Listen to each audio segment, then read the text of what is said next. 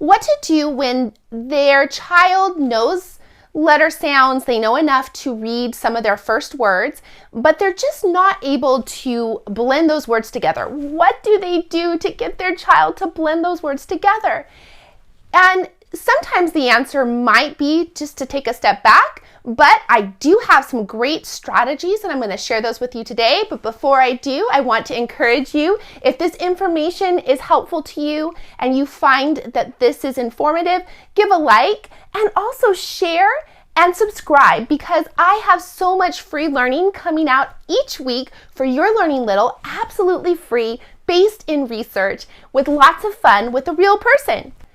Back to strategies, what to do if your child is just having a really hard time blending those sounds together to read their first words.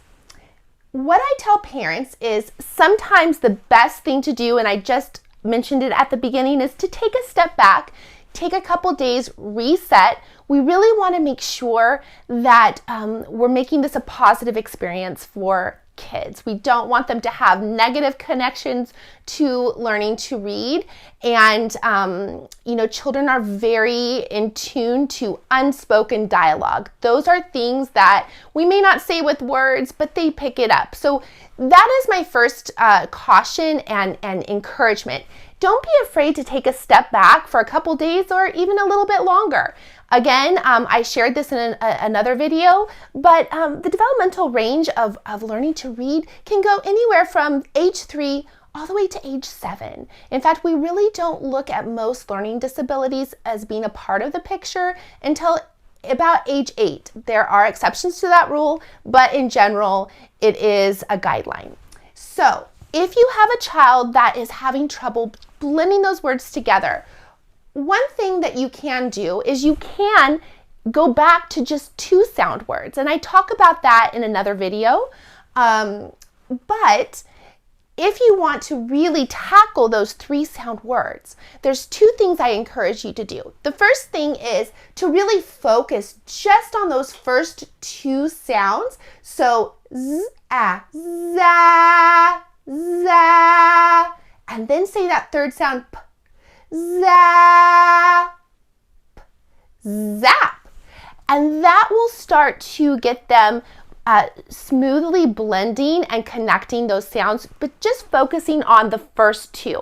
The second strategy, I already modeled it a little bit, but it is to, instead of saying each sound separately and then just expecting the child to know, blend it right away, what we can do is we can say those sounds semi-blended together. So an example of saying it separately would look like this. Z, a, p.